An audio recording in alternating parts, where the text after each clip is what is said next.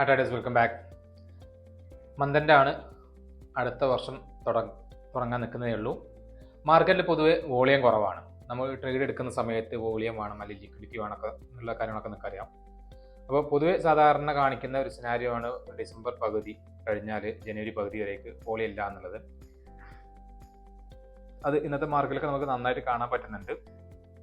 കാരണം market side vice ആണ്. കഴിഞ്ഞ 3-4 ദിവസമായിട്ട് മാർക്കറ്റ് റേഞ്ചിൽ തന്നെയാണ് ട്രേഡ് ചെയ്യുന്നത്. ഓരോ ദിവസവും ഇൻഡിസിഷൻ ക്യാൻഡിൽസ് ഫോം ചെയ്യുന്നു എന്നുള്ളതാണ്. അപ്പോൾ നമുക്ക് ഈ ഒരു ക്യാൻഡിലിൻ്റെ ലോ ബ്രേക്ക് ചെയ്ത് വരുന്ന സമയത്ത് ഒരു 57,903 എന്നുള്ള ലെവൽ ബ്രേക്ക് ചെയ്ത് കഴിഞ്ഞാൽ നമുക്ക് ചെയ്യാൻ പറ്റും 57,600 വരേക്ക് ടാർഗറ്റ് ചെയ്യാൻ പറ്റും ഡെയിലി ക്യാൻഡിൽ. ഈ ഒരു ലോ ബ്രേക്ക് ചെയ്ത് പോരാണെങ്കിൽ നമുക്ക് എന്ത് ചെയ്യാം, അടുത്ത ടാർഗറ്റ് 56,700 വരേക്ക് ടാർഗറ്റ് പ്ലാൻ ചെയ്യാൻ പറ്റും.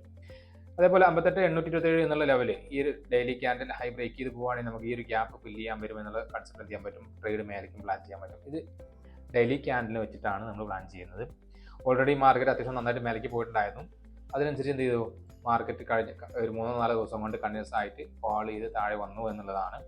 വീക്ക്ലി ക്യാൻഡിൽ നോക്കുകയാണെങ്കിൽ കഴിഞ്ഞ ഏകദേശം 3-4 വീക്ക് കൊണ്ട് ഉണ്ടാക്കിയ ക്യാൻഡിൽ ഇത് അല്ലെങ്കിൽ കഴിഞ്ഞൊരു മാസം കൊണ്ട് മാർക്കറ്റ് റിക്കവർ ചെയ്താണ് ഒറ്റ ആഴ്ചയും കൊണ്ട് ഇത് ചെയ്തത് താഴെ വന്നത്. ഇപ്പോൾ ഇവിടെ ഇൻസൈഡ് ക്യാൻഡിൽ എന്നുള്ള രീതിയിലാണ് നിൽക്കുന്നത്. അപ്പോൾ ഈ ഒരു ഇൻസൈഡ് ക്യാൻഡിലിൻ്റെ കണ്ടിന്യൂഷൻ എന്ന ലെവലിലാണ് നമ്മൾ പ്ലാൻ ചെയ്ത ട്രേഡ്.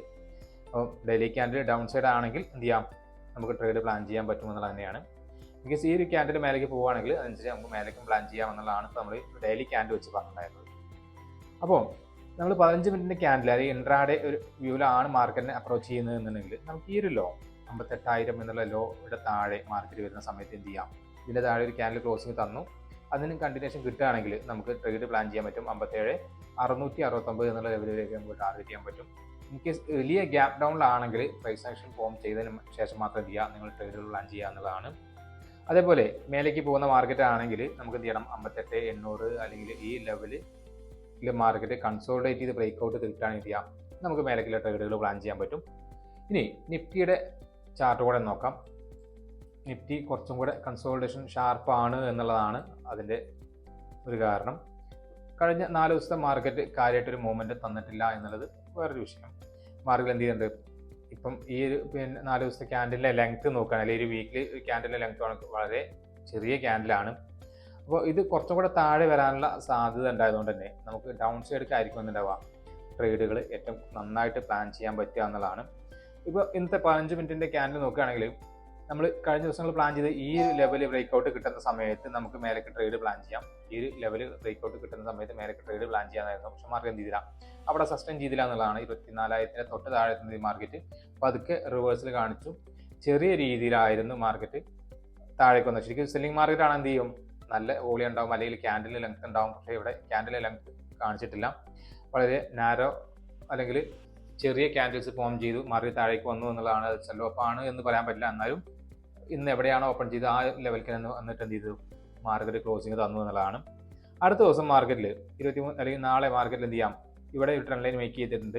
അപ്പോൾ ആ ഒരു ട്രെൻഡ് ലൈനിൻ്റെ താഴെ വന്നാൽ ട്രേഡ് എടുക്കുകയാണെങ്കിൽ നമുക്ക് പ്രോപ്പറായിട്ട് റിസ്ക് റിവാർഡ് മാനേജ് ചെയ്യാൻ പറ്റുന്ന ഒരു കണ്ടീഷൻ അല്ല എന്നുള്ളതുകൊണ്ട് ഈ ഒരു ലോ 23,657 എന്നുള്ള ലെവൽ ബ്രേക്ക് ചെയ്യുന്ന സമയത്ത് നമുക്ക് എന്ത് ചെയ്യാം, ഡൗൺ സൈഡ് ട്രേഡ് പ്ലാൻ ചെയ്യാം. അതേപോലെ ഈ ഒരു ലെവൽ ബ്രേക്ക് ഔട്ട് കിട്ടുന്ന സമയത്ത് അല്ലെങ്കിൽ ഇതിൻ്റെ ഈ ഒരു ഏരിയയിൽ കൺസോൾട്ടേറ്റ് ചെയ്ത് ബ്രേക്ക് ഔട്ട് കിട്ടുന്ന സമയത്ത് എന്ത് ചെയ്യാം, മേലേക്കുള്ള ട്രേഡുകളും പ്ലാൻ ചെയ്യാം.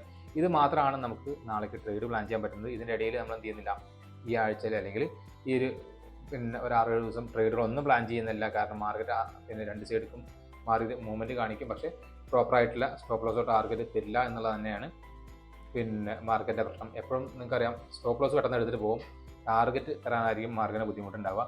റിസ്ക് റിവാർഡ് പ്രോപ്പറായിട്ട് കിട്ടാത്തതുകൊണ്ട് മാത്രമാണ് ട്രേഡുകൾ ഒഴിവാക്കാൻ പറയുന്നത്.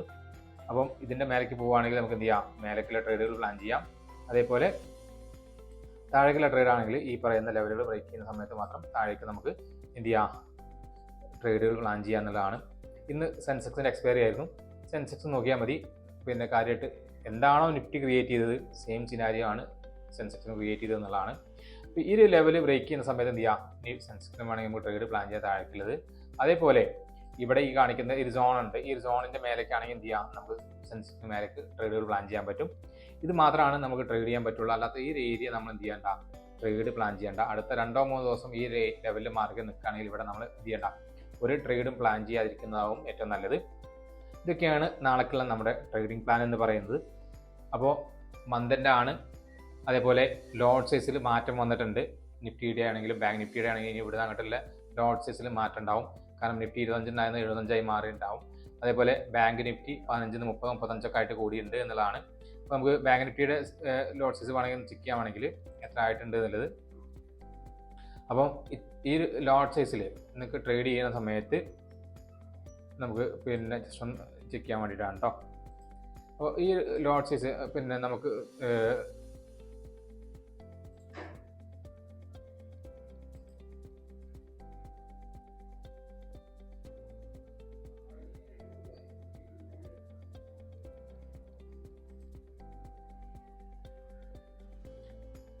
ഇപ്പോൾ ഡിസംബറാണ്, സോറി ജനുവരിക്ക് മാറ്റിയിടാം.